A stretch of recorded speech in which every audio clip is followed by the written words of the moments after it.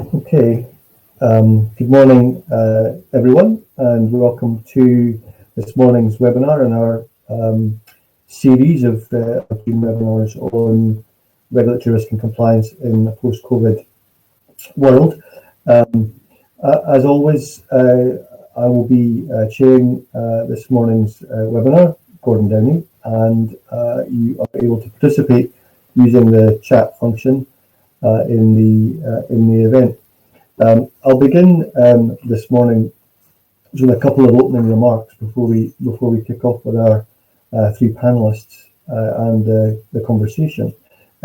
Today's event focuses on regulating food disruption, which is a couple of strands to it.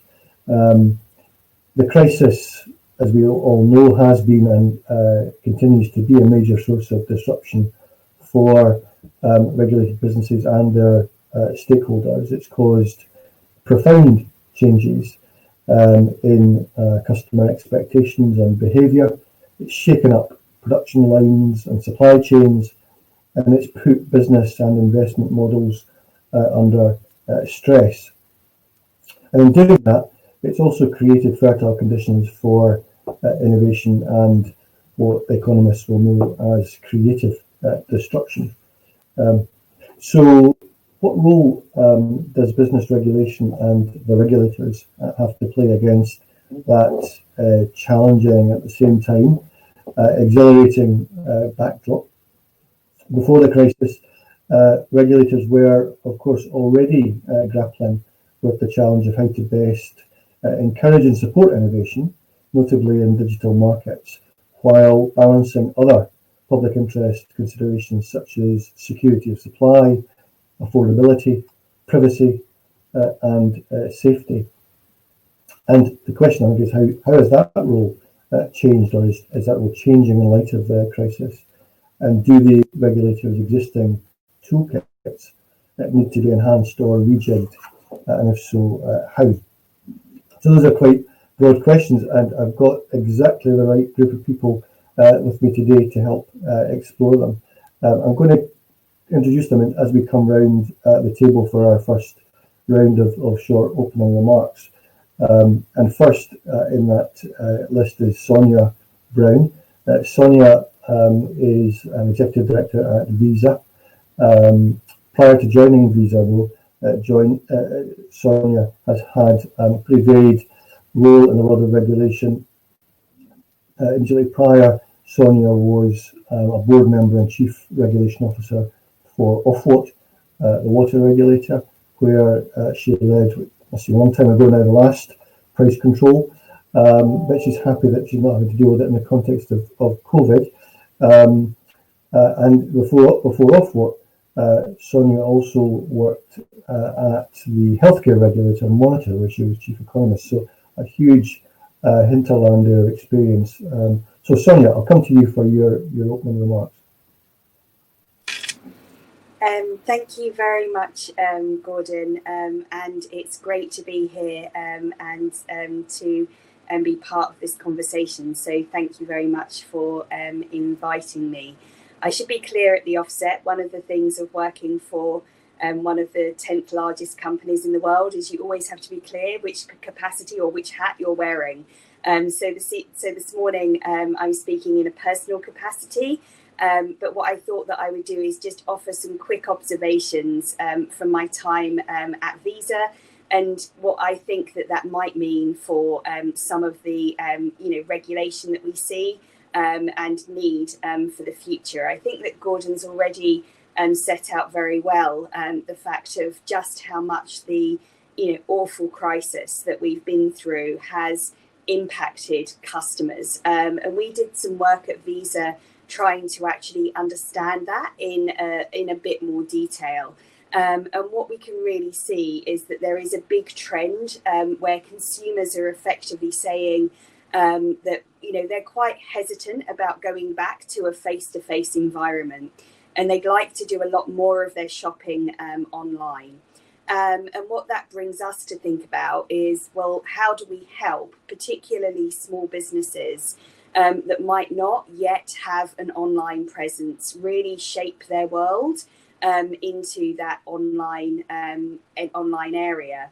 I think the really good news is, and to be optimistic in the morning, what we are already seeing is that 4 in 10 small businesses have already adapted their business models as a consequence of COVID. And that's a scale of innovation that, I really don't think that we've seen so far in the UK post-war in the sense of really trying to thrive to actually overcome those issues. We at Visa have managed to change contactless limits. That process took 2 weeks. Last time, to give you some context, it took 2 years. So everything is working at a pace that's a little bit unprecedented. And that includes the transition towards digital, where consumers that had previously been very hesitant about using a digital environment, whether that was for banking or for their shopping, are actually seeing the attractions of it and utilising it for the first time. So all of this, and the fact that on top of all of this, travel obviously is something that people have really cut back on and are using more digital ways of effectively connecting with each other. So what we really think is that the recovery is going to be a digitally led recovery, which will unleash an awful lot of opportunity. And when I was a regulator, the one thing that I always said was the fact that changing customers' behaviours and expectations needed to be, hardwired into how we approached regulation. And what's really great to see is that we've seen really positive examples of that during the COVID crisis. But I'm looking forward to continuing the conversation this morning. And I think that for me, there's a need for considering this further as we go into COVID recovery, and in particular, making sure that we really see a joined up or an integrated approach so that we don't end up with silos of regulation trying to tackle some of these issues, which are really cross-cutting and across lots of multiple sectors. And so to give you a really good example of that, if we don't have the broadband connectivity in a rural town, then we're not able to effectively enable merchants to be able to offer cashback at purchase. That's really important for keeping vulnerable consumers being able to access cash who aren't ready to make that digital transition. And it then means that shops also are forced into dealing with things in a very old-fashioned way of effectively looking at the world. Yet the responsibility for that issue doesn't sit in payments, it sits in another regulator or another couple of regulators. And it's not always very visible how joined up all of those conversations and issues actually are. So I guess that what I would love to see as we go through this is a more integrated approach to some of these big horizontal challenges, whether that's net zero or whether that's the transition to digital. More integration has to be aligned with how consumers look at things. Great. Thank you, Sonia. That's a brilliant opening, and thanks for that example as well. It really brings the challenge to life. And just to demonstrate that we're cross-sectoral this morning, we're going to have our second presentation from the world of postal services. Seb McMichael from the Royal Mail Group. Seb's a senior legal advisor at Royal Mail, and his specialties are very pertinent for purposes of our conversation this morning because they span competition law, anti-bribery, anti-corruption, regulation, state aid and procurement, to name just some. And they also span those disciplines in both the domestic UK context and internationally. So the international dimension is maybe also another important one for this morning. So Seb, can I hand over to you for your opening? Yeah, sure. I can just check you can hear me okay. I'm just going to thumbs up. Great. Yes, I'm a Royal Mail lawyer, but I will also stress that my views are given in a purely personal sense. What I think I can safely say on behalf of Royal Mail is that we are immensely proud of our people who have been on the front line during this terrible crisis, and that I, for one, always give an extra clap on the Thursday clap around to our posties and our frontline mail staff. The Let's a little bit about Raw Mail and our regulatory framework, and how we've responded to some of the challenges posed by this emergency by reference to that framework, and how I hope regulators react to decisions that are taken by us and other regulated companies in responding to the pandemic. I will link this to Sheck and Wedderburn's brief, concepts of innovation and the perennial gale of creative destruction are not maybe concepts that are associated that much with the mail and parcel industry, but I will touch on the possible long-term impacts on our own markets and our regulation that could flow from COVID. So Raw Mail is equally proud to be the UK's provider of the universal postal service. That basically gives you the right to send mail anywhere in the UK and worldwide, according to a uniform tariff and on fair and reasonable terms. And these obligations are ultimately articulated in regulatory conditions set in place by our regulator, Ofcom. We also fulfil our government's obligations under public international law to ensure mail flows throughout the world. So that means that we are legally obliged to deliver mail presented to us by another country's post, for example, France's La Poste, and vice versa. With a small exception, we're not subject to price control per se. And of course, we compete, not just on our USO services, but perhaps more personally on a non-USO mail services such as fulfillment and returns for department stores. So the two public instances in terms of our reaction to COVID, I'd just like to touch on were one, we suspended Saturday delivery of letters. I wasn't involved in that decision, and I believe it was due to staff absence. We also modified rather than suspended our sign for services, clearly for health and safety reasons in terms of interaction with our customer. Now, these are regulated services. And of course, there are regulatory and indeed statutory provisions that can be used by us to justify derogations from these. And I'm sure that is the same for other regulated industries. But I also suspect that they weren't created with this level of pandemic in mind. So I guess my plea, I'm not sure that's the right word, to regulators generally, and I think this will be the case as we do have sophisticated best-in-class regulators in the UK, like Ofcom and indeed Ofwat, which is please only back in anger when the dust is settled and regulate with the benefit of hindsight, because clearly regulated companies need to act as reasonably as they can to ensure consumers have access to services, while necessarily at the same time seeking to ensure they remain commercially viable. And I fully suspect regulators may well wish a degree of comfort on that. I want to talk a little bit about pricing, and concepts such as price gouging and excessive pricing are very much part of the regulatory lexicon of the pandemic. And of course, we may well witness egregious behaviour by some companies, which cannot be cured at a competition policy level by competitor entry and by the wave of creative destruction. But again, companies are also facing massive cost shocks. So from our perspective, air freight costs, for example, in getting parcels and mail to the United States have easily increased or quadrupled during the emergency. And it can be actually very, very difficult to judge in real time with the best will in the world what can and should be absorbed and what can should be passed on in prices, particularly where you're looking to fulfill a social function. And just my final comments on the threat of innovation and creative destruction. These are very real issues for our industry. And I think there's very much to us the bad coming out of COVID. So just intuitively, the sending of letters, which is already subject to well-publicised structural decline, may well see an accelerated decline as people, business, increasingly switch online and to apps and what have you, and they don't switch back. On the other hand, COVID may well see an acceleration of e-commerce with a consequential increase in parcel traffic. Now, ultimately, our regulator under statute shares a duty with Raw Mail to secure the provision of a universal postal service and is required to have regard to the financial sustainability of the provision of that service. So COVID-19, something for us, is clearly a shared challenge that we and our regulator will need to face together. And together, I'm sure that we will be fine. Thank you. Thanks, Seb.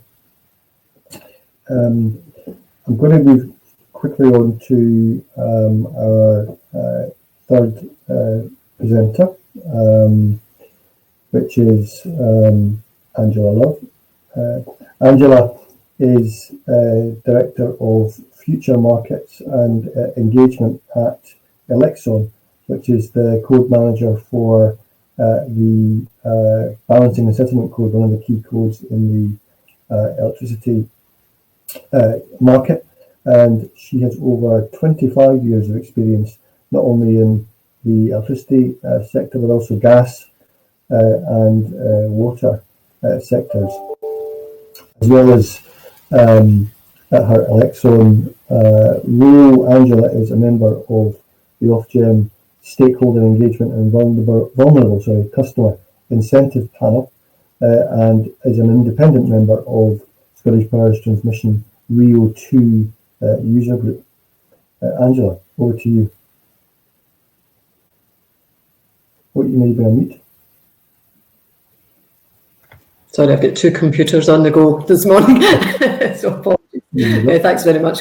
Thanks for the opportunity to come along and speak to everyone this morning. As Gordon mentioned, ELEXON is the code manager for the balancing and settlement code. I'm conscious that some of you might not know what the balancing and settlement code is. So it's the multi-party code, so basically the rule book for operating in the electricity market.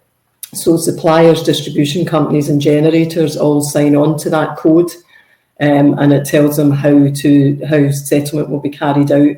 And we actually manage the funds, the £1.6 billion of funds transacted between those parties every year. We also manage the services for the low carbon contract company on the electricity market reform, so the capacity market and the contract for difference market. So in respect of COVID for our organisation, it's been quite a roller coaster since we left the office in London on the 12th of March. It became apparent within days of the lockdown that the biggest issue facing the supply companies was the settlement process and the costs that the companies would see under settlement. So overnight on the 23rd of March, businesses obviously closed because of the lockdown. However, our settlement costs are based on historic estimates of consumption. So that meant that our settlement costs were all based on last year's consumption figures. So the supply companies were in a position of having no revenue from these businesses which had closed, and all of the settlement costs which they would have normally been seeing. So there was a real cost pressure on all of the supply companies who were operating in the business market. You could arguably say those that were operating in the domestic market would see an increase in consumption with a lot more people working from home and being at home. However, the way the domestic market operates, they would only realise those additional revenues when meters are read. So it was a kind of burning platform that we were on at that point. So it's been really, really busy at ELEXON in terms of trying to manage that situation. But I'm pleased to say within 10 days, we turned that situation around using our performance assurance board, which has industry membership on it. We put together proposals to alleviate some of the concerns and the settlement costs that parties were seeing. I would contrast that sharply to the gas market, which is a different model, doesn't have as robust and established performance assurance arrangements, and doesn't have a code manager like the role that ELEXON play. There are a number of actors in the gas market. So it took 7 to 10 weeks for changes to go through the gas market, which was obviously an issue for the supply companies and shippers within the gas market itself.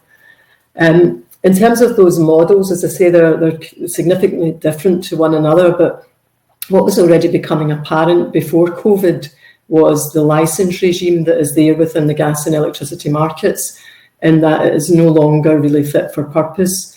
The licence regime operates on the basis of what we call a kind of top-down command and control model that was there in place when market competition first started. So in electricity, you have generators, you have transmission operators, distribution operators, and then suppliers. Similar arrangements in gas, including a shipper. And that is obviously looking at gas and electricity pushing downwards through the system, But now we have a lot more innovation. So in gas, we have biomethane getting produced at a local level.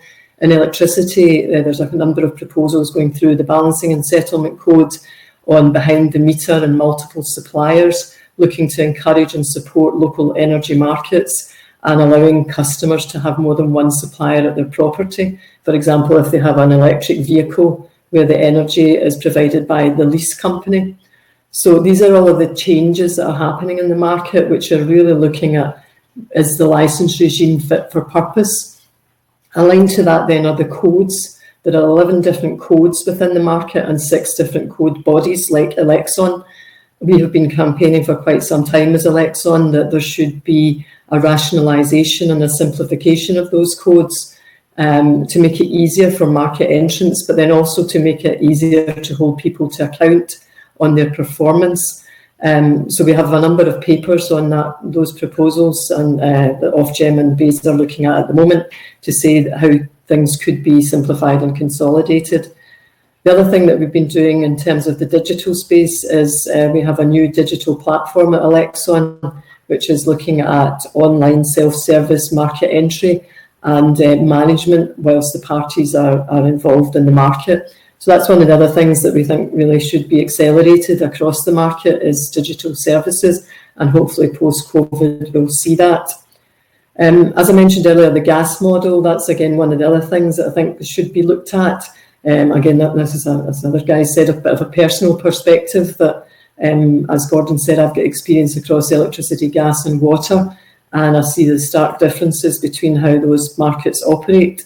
In the gas market, because of the way it has grown, it's quite fragmented and there's different actors. There's a performance assurance arrangement, but it's not particularly mature or robust.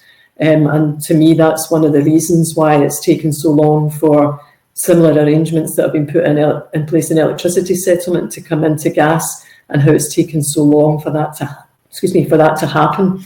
So again, that's one of the things that potentially we could look at post-COVID as a benefit in terms of streamlining the processes. Equally, that then would apply to the Retail Energy Code, which is the new code that's been put in place for the retail market, because it's adopting a similar approach to gas. So again, there's probably a lot that we could do to look at lessons learned.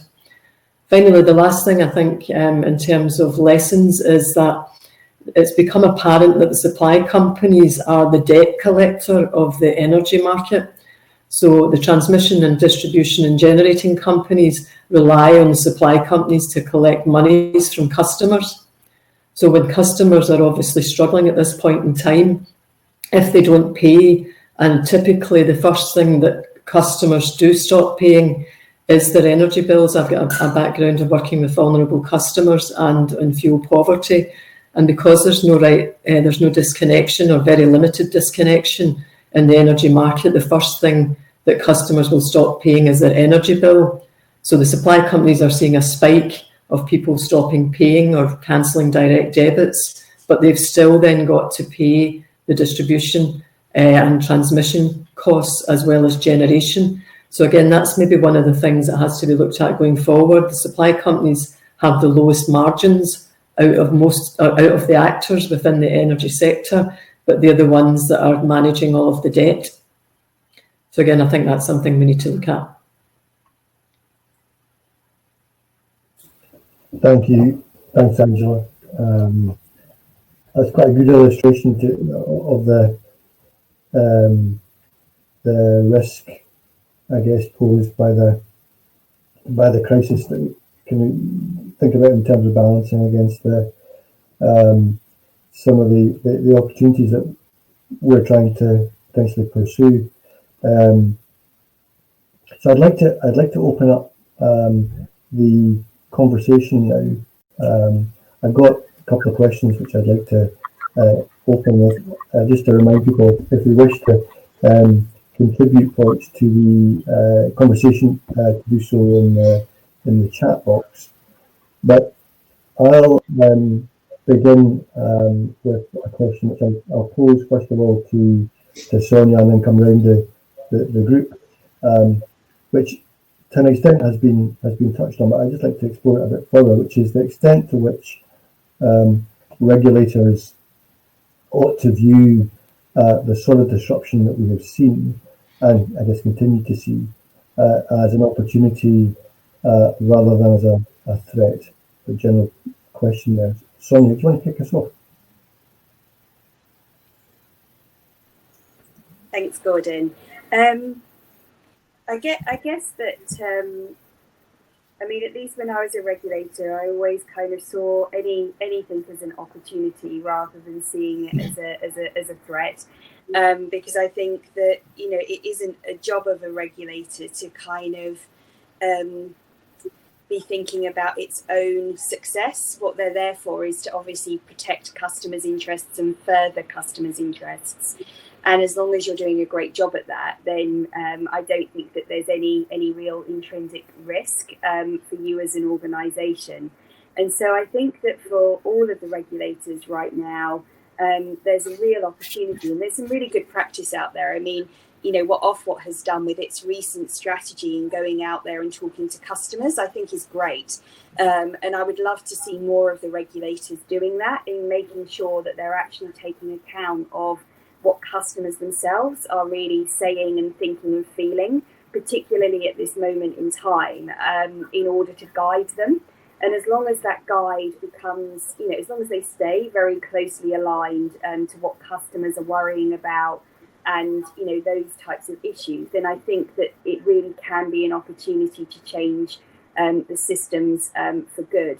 But I think that for me, that you know, at least from the work that we've done at Visa, I wouldn't underestimate that change that's happened in terms of what consumers' priorities and what consumers are thinking and feeling right now, and equally how transitory some of that might be, and how quickly, if we do go into recovery, customers' expectations might become refocused on some of the issues that are the more traditional regulatory questions around affordability, security, and all of those types of issues.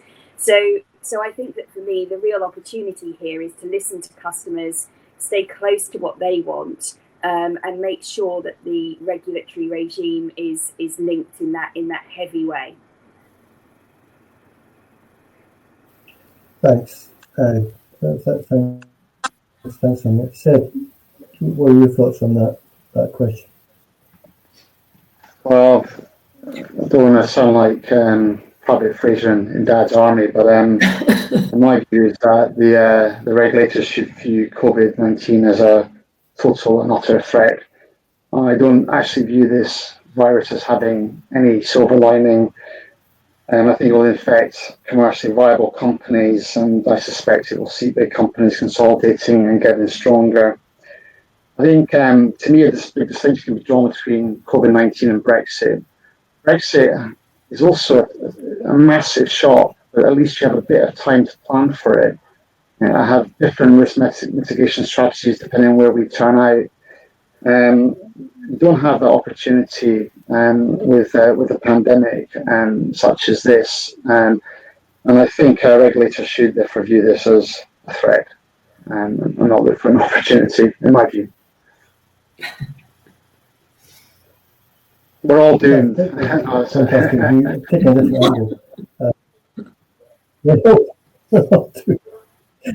Perhaps not quite, but let's hold that thought and go to Angela for her take on that point.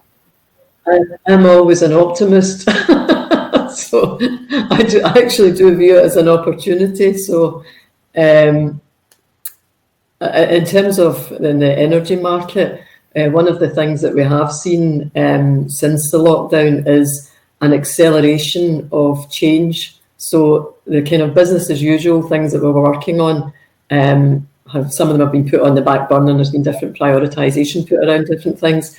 But as I mentioned about turning around changes to settlement within 10 days in the electricity market, to me it shows what can be done. Where there's a will, there's a way.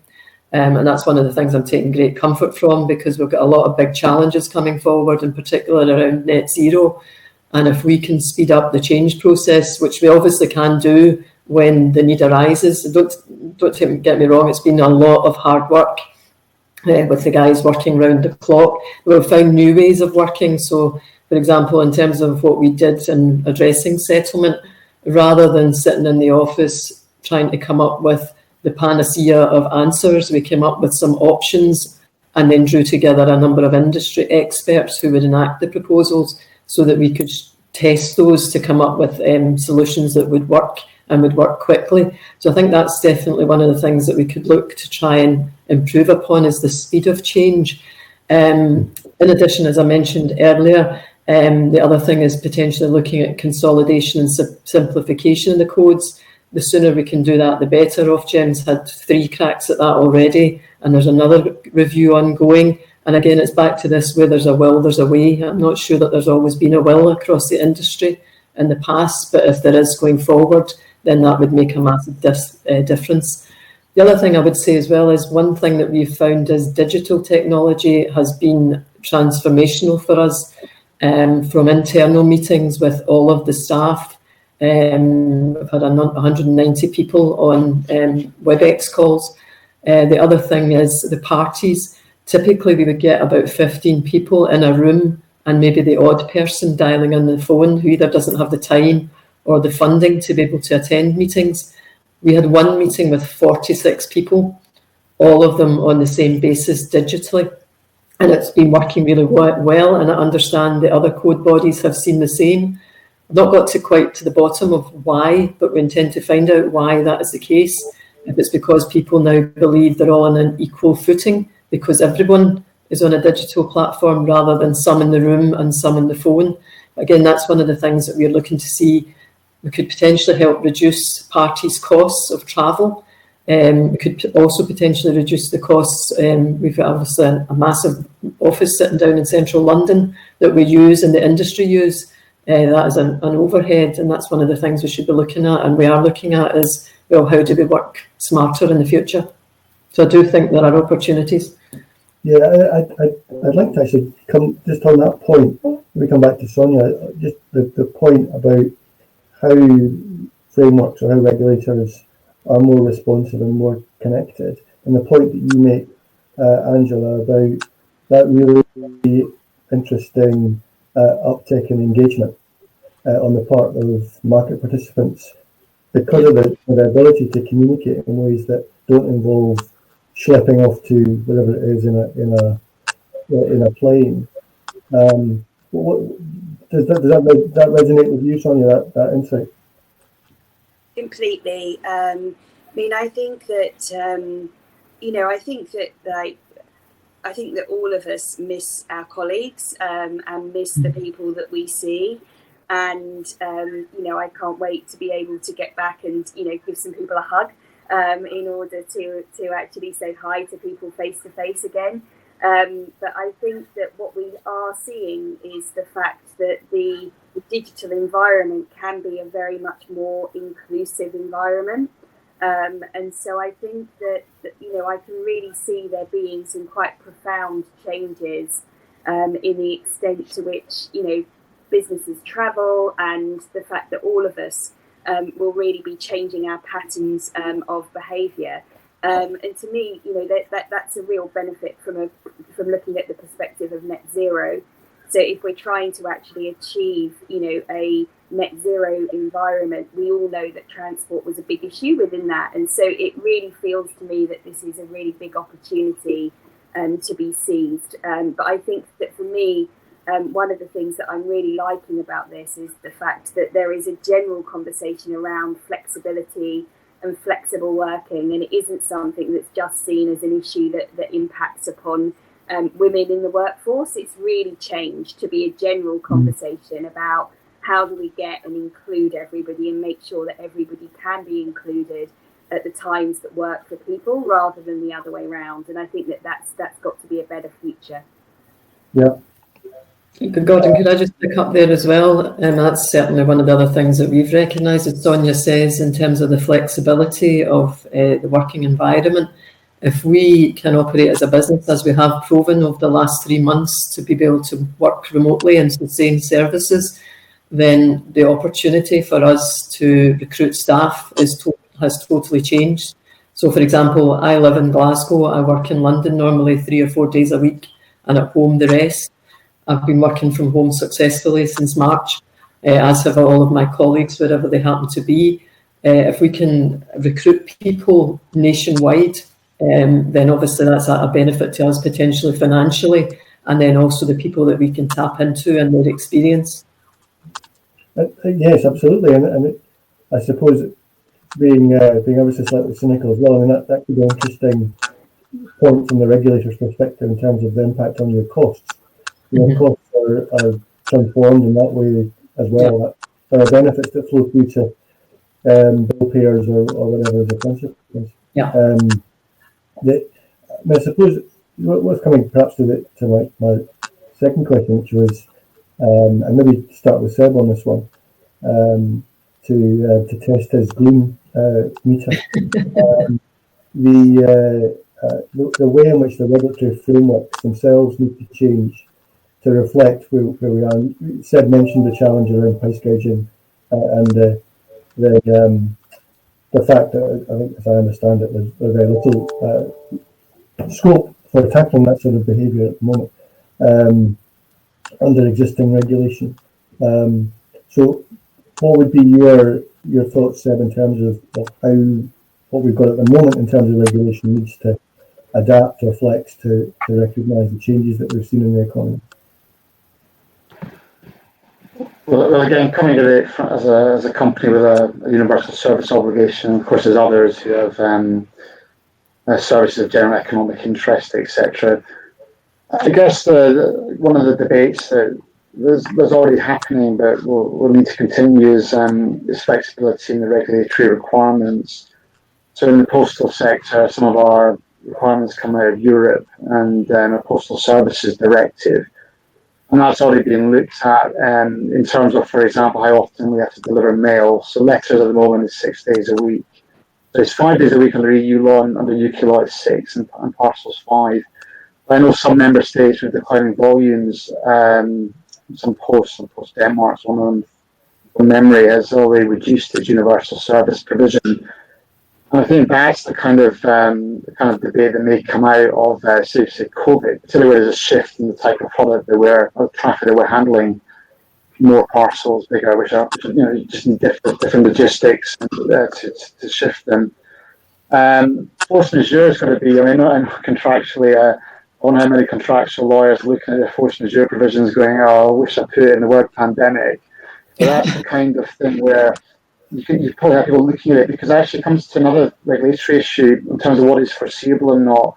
Maybe COVID-19 shifted the concept of what is and what is not reasonably foreseeable, and that may well play into regulated industries' contingency plans as to how they should respond to this kind of thing. As I said, I think the pandemic is such a shock and so unprecedented. All we can really do is act reasonably as best we can. Next time round, however, I suspect most regulated industries would be expected to have learned the lessons and to have the contingency plans in place. Yeah. Yes, I mean, in terms of these events, this is the classic example, isn't it, of those things for which we build resilience into systems, and we've now in part we've now tested that resilience. Angela, can I come to you next in terms of that question? Sure. That we need to see. So I think in terms of the regulatory framework, one of the things we've done under the Balancing and Settlement Code is the changes that we've made them adaptable to future lockdowns and restrictions. And I think that's one of the things that when I see what Ofgem have done with the companies and the licence regime, that they've relaxed certain requirements. But if we're going into a world that this could last for a year, 2 to 3 years, depending how long it takes us to get a vaccine and get it actually through the population, then potentially we have to look at how do we manage the regulatory framework in relation to COVID. So I think that's potentially one of the things that will have to be looked at is how do you step up and step down what is required and look at long-term solutions for this. The other thing is looking at building back better. A lot of the codes could help facilitate better net zero, for example. So maybe one of the things that could come out of this is that there's a requirement to consider change against net zero. At the moment, certainly under the codes, a applicable and objectives under the code as to how changes are assessed don't include anything on net zero. They obviously include consumers, they include Europe, or they soon won't include Europe, but those types of things. Could we start driving the framework differently, that it's net zero and building back better that we're trying to make sure is introduced? And as I touched on earlier as well about the speed of change. So, for example, a number of years ago, there was a proposal brought forward, P372, looking at settlement using half-hourly metering across the market. That was in development for something like 5 years before it came in. Similarly with smart meter and the smart meter rollout and market-wide half-hourly settlement, if there's significant benefits, which Ofgem have just released their cost-benefit analysis on market-wide half-hourly settlement, there are significant billions of pounds worth of benefit, then we should as an industry be looking for the frameworks to see how do we get these benefits realised ASAP, and how do we get rid of the barriers and how things operated in the past. In addition to that, I also think we also should be looking at debt issues. We've touched on, the ability for consumers to pay at the moment. There potentially will be quite a significant debt write-off, but how do we actually manage that? And how do we make sure those most vulnerable in society are being supported? And I think there's, the frameworks are something that could be looked at to deal with that. Yeah. The smart meter rollout one is a really interesting one, isn't it, in terms of capitalising on that opportunity through accelerating smart meter rollout, and at the same time, because the issue with customer engagement around, for example, people's safety and allowing people into people's homes to do that very important task of getting the infrastructure in place. It's a really, really tough one. I'm going to turn finally to Sonia on this question, and at the same time just throw at you a point that's come from one of through the chat box, which is an interesting one in the context of changing frameworks, which is around principles-based regulation, which is something we've all become used to in the world of regulation, and whether that principles-based approach continues to be fit for purpose. And that might need to change in the context of what we've learned. Okay, so I guess I've got 3 points that I think are really important. The first one is that I think that we've been relatively lucky. I'm hearing from this conversation in the approach of the financial regulators through COVID. And I think that they've been very fast to think about forbearance and flexibility. And I agree with Angela's point that as we go, none of us know what the next 3, 6, 9, 12, 18, 24 months is going to look like. All we know is that there is an awful lot of uncertainty, and therefore forbearance and flexibility seem to me to be essential in the way in which the frameworks are used during that period. And a great example of this is the FCA has relaxed the rules around stepping up contactless transactions in order to allow the consumer to have a much more frictionless experience when they go and shop, and not having to enter their PIN as many times. So there needs to continue to be that real forbearance and flexibility. The second thing that I think is really important is, and again, we're lucky and we have this, but the PSR has an explicit objective which points towards innovation. And that really makes a difference in terms of pace and the speed that they need to think and consider things. They know that they can't take 4 years to ponder an issue because one of their objectives is actually hard-lined and essentially pointing towards innovation. So I do wonder whether more could be learned into other regulatory frameworks again around that, and the pace that sectors need to be in place against that. And then the final point that I would make is just around integration. And I think that there is still, a lot of fragmentation across the different regulatory frameworks, and you find that the lens that you look at things in water is different from the lens that you look at things in energy, is different from transport, is different from digital, is different from payments, is different from financial services. But when you look at an issue, whether that is net zero or whether it is, the very, sad reality of this economic crisis and how that's going to impact people in terms of debt, that isn't an issue that's relevant for energy or water or for any of the individual sectors. It's the fact that people are really struggling at the moment. So I just feel that we've got to end up with a more person-centric way of looking at this, rather than a sector-centric way of looking at things. And the frameworks really need to change to be more aligned with that. And do you think that thanks? And do you think in that context, the use of principle-based regulation might assist, or in terms of thinking about things at a higher level that sees across sort of perhaps sector boundaries, Yeah. way of kind of promoting that?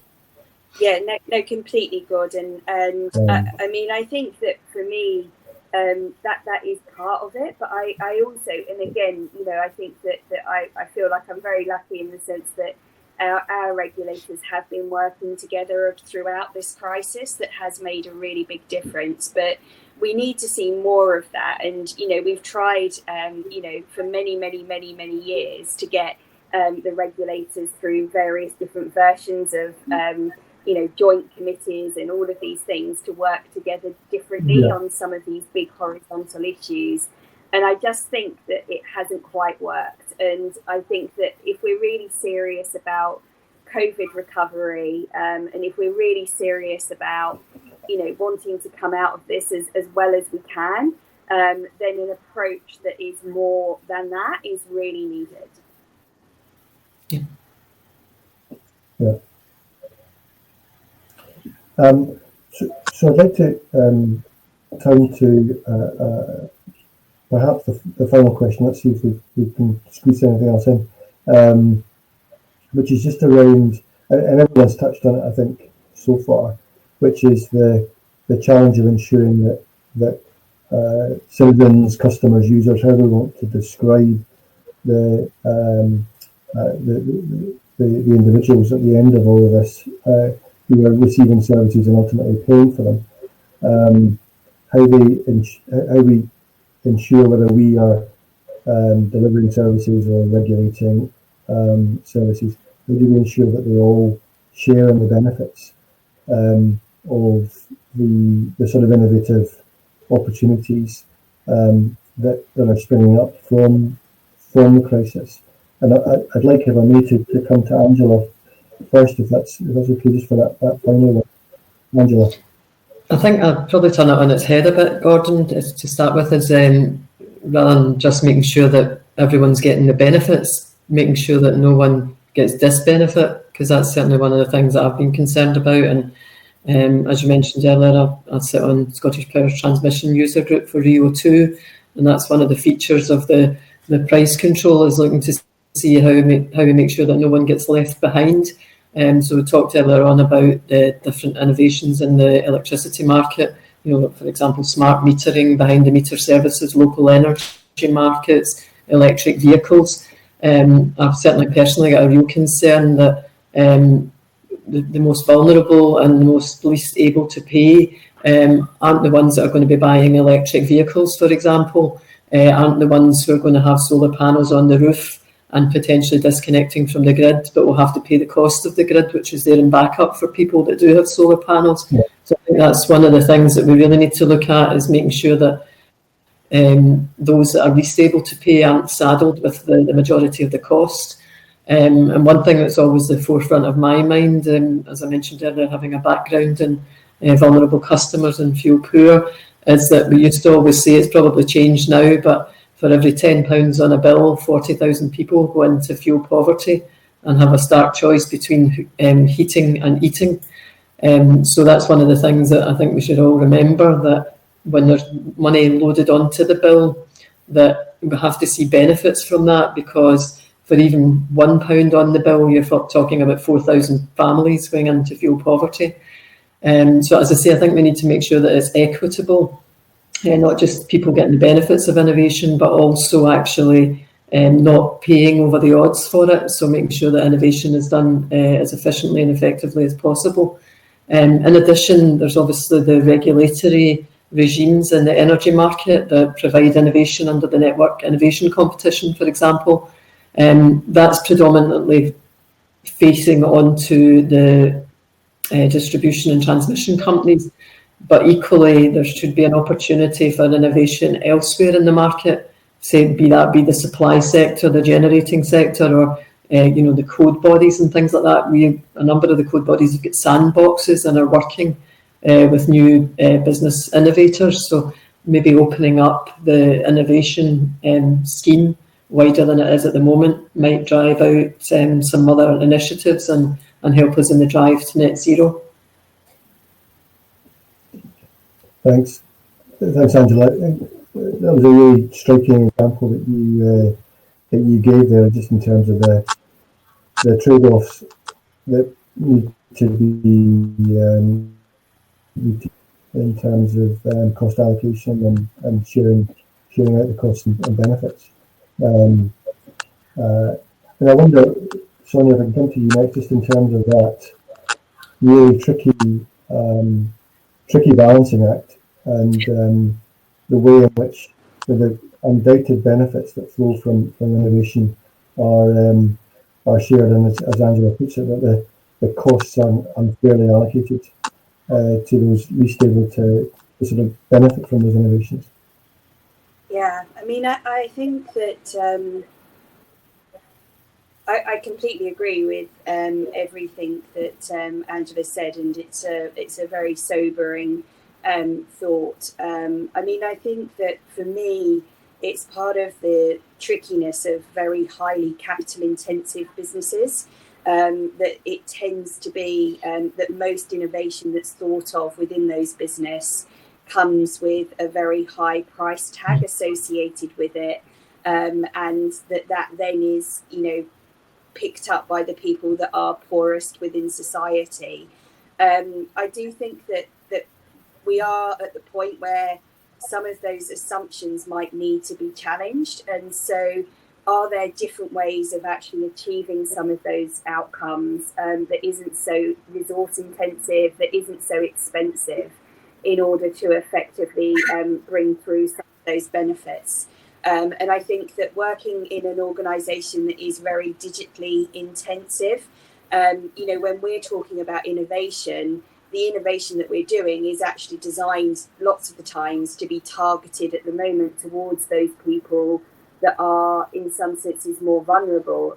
So, for example, one of the reasons why some of our poorest households in the country continue to use cash is because of a budgeting tool. It's very easy to see if you've got £10 in your wallet and how that reduces throughout the week.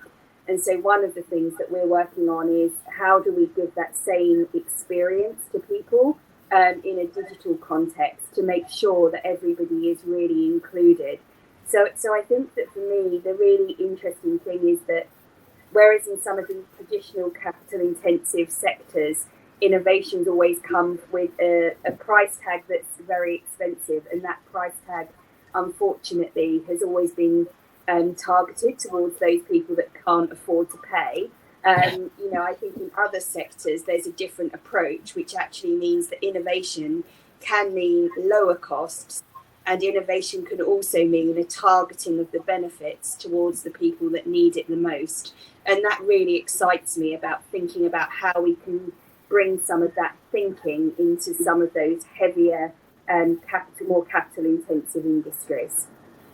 Yeah, that's a good challenge. And you're not trying to say in that capital-intensive world of postal infrastructure and things. Is that something that fills you with kind of enthusiasm?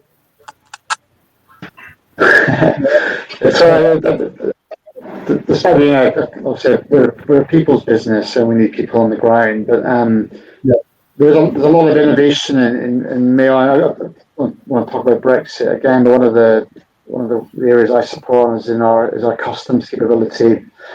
We're taking a lot of innovative steps to try and make customs clearance. So we have a role with the border agencies and a fiscal role in collecting tax, and then also a security role in trying to ensure that the mail gets through as quickly as possible. Now that does require a huge amount of technical innovation. In terms of vulnerable people,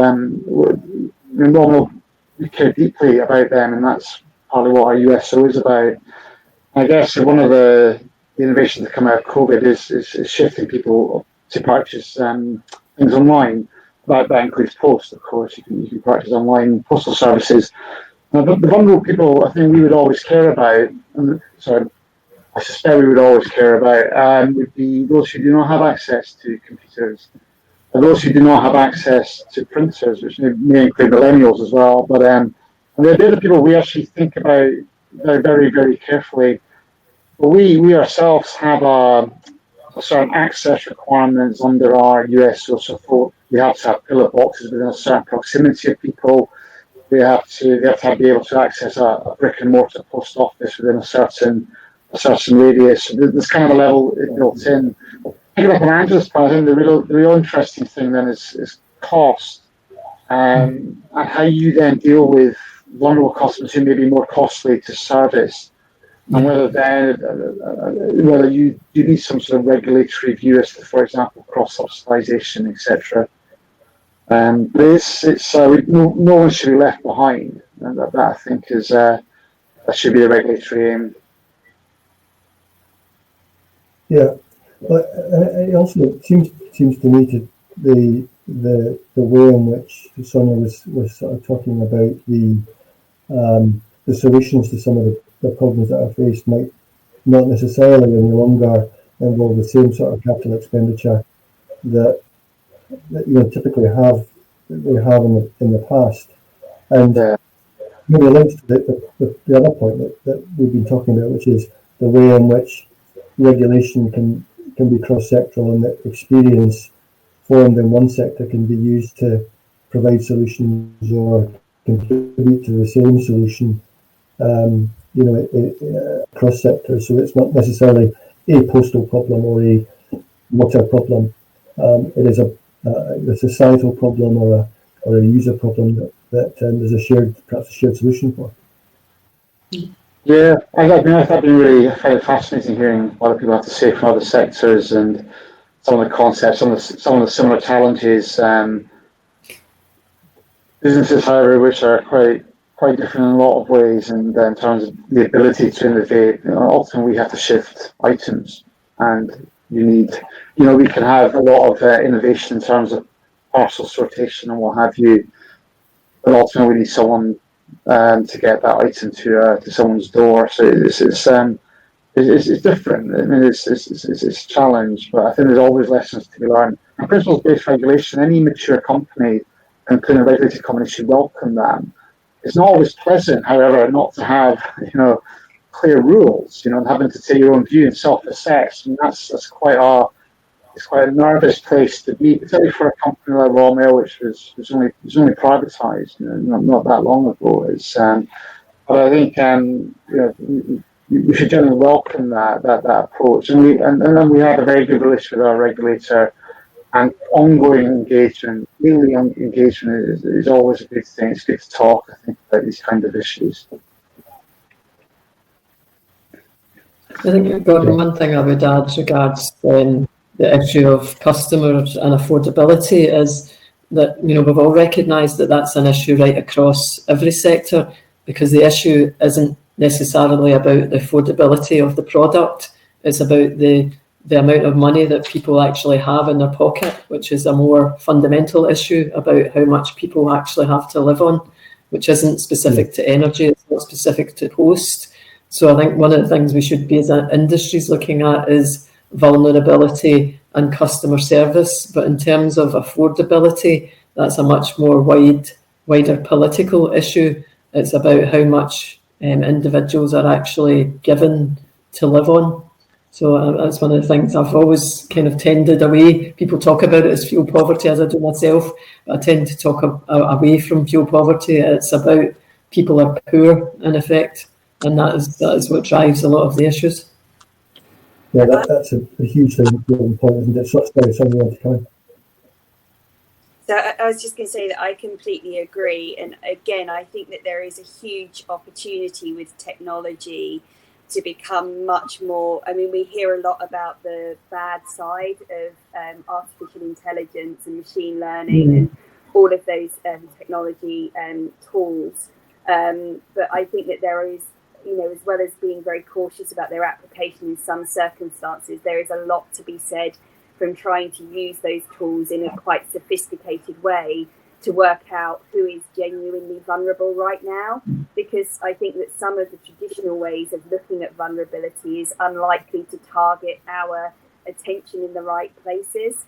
And so, we need to work out the fact that some people who sadly have been employed for 25 years of their lives are suddenly facing unemployment, and the impact that might have on their mental well-being as well as their financial well-being could be very profound. And so I just think that there is a huge opportunity across the whole of the economy to really utilize digital technology to make sure that we're effectively really understanding where we need to act and where we need to act fast. Because it's no good to people to end up being if you end up with somebody in a debt spiral, it's very difficult to get those people ever out of those debt spirals. And so that's the opportunity for us. And we really have an obligation to make sure that we do that in the best possible way. Yeah, that's if I may say so, that's a great note on which to end the conversation, which I found really useful. Hopefully, and I know from our feedback already through the delegates that they've found that exactly the same, found it useful. I really enjoyed the conversation, guys. We've overrun, which is probably a good sign of how how the conversation has been working. So what I'll do is I'll just thank, if I may briefly, Sonia, Seb, and Angela for fantastic contributions. You've really thought very carefully about this topic. It's quite obvious from the interventions. So thank you very, very much to the three of you. We'll be circulating a recording of the event to colleagues who've joined. And hopefully conversations like this will continue to, and as they do need to, continue over the coming months. So thank you everyone, and I will let you get on with the rest of your day. Thank you. Thanks, bye. Bye-bye. Thank you.